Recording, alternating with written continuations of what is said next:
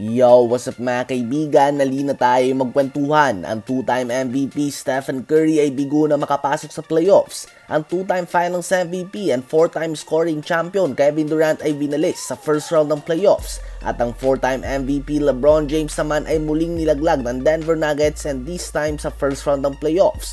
For the first time since taong 2005, ni isa sa kanila ay hindi nakapasok sa second round ng playoffs. Ngayon nga ay nakikita natin ang pagbabago sa NBA. Kung titingnan natin ang projection ng playoffs na ito, panay bata na nga mga umaabante o malapit nang makaabante sa second round. Ang Los Angeles Clippers na lang na nagkampi-kampi na ang mga aging superstar ang may tsansa na makaabante pa sa next round kung pag-uusapan natin ang mga veteran teams. Mga below 30 or even 25 years old na nga nagdodomina sa NBA ngayon. Jokic, Edwards, Luka, SGA, Tatum, Bronson at iba pa. Habang si LeBron, KD at Curry na madalas nasa NBA Finals noon ay ngayon namamahinga na after just the first round. Kung titingnan natin ang mga stats sila, si LeBron, Curry at KD ay napakaganda nga nito. Si LeBron ay nagtala pa ng 25.7 points, 7.4 rebounds and 8.4 assists per game. Si Steph naman ay 26.4 points, 4.5 rebounds and 5.1 assists per game.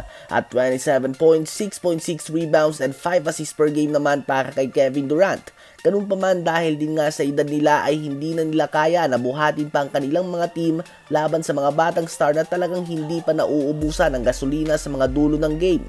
At napag-usapan lang nga natin na mahihirapan ng Lakers, Warriors at Suns sa magkampiyon o kaya naman makalusot lamang sa Western Conference kung walang pagbabago na magaganap sa kanilang mga star players. Dahil nasa prime pa nga ang Denver Nuggets, bata pa at mag-i-improve lang nga mga tulad nila Edwards, Luka, SGA, Jalen Green, Wemby at iba pa. Habang silang tatlo nga ay tatanda lang ng tatanda. Kaya naman ang tanong ay panahon na nga ba upang magsanib pwersa ang tatlong all-time great player na ito? Kung magiging realistic tayo, ang tanging paraan na mangyayari ito ay sa Golden State Warriors. May player option sa LeBron James at pwede siyang pumasok sa free agency. At pwede naman na humingi ng trade si Kevin Durant mula sa Phoenix Suns. Malabo sa Lakers at Suns ito dahil tiyak nga na hindi ititrade ng Warriors si Curry na under contract pa.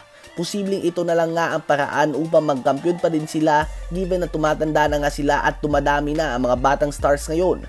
Ito nga ay hindi pa kinukumpirma ng mga bigating news outlets tulad ng ESPN. Ayon nga sa iba't ibang sources ay posibleng pag-usapan ni Steve Kerr at Curry ang posibleng pag-team up kasama si LeBron at KD sa Golden State Warriors. Dalawang player na kasama din ni Curry na maglalaro under Steve Kerr sa Team USA ngayong Olympics. So it will be interesting nga kung may recruitment na magaganap sa Team USA training camp. At kung sakali man nga na mangyari ito, ay mukhang wala naman problema sa fit na LeBron at KD kasama si Steph sa sistema ni Steve Kerr. LeBron is a willing passer at tila ba in-improve na version ni Draymond Green pagdating sa opensa. Curry and KD doesn't need the ball to be effective at perfect match nga ang style of play ni LeBron kay Curry at KD.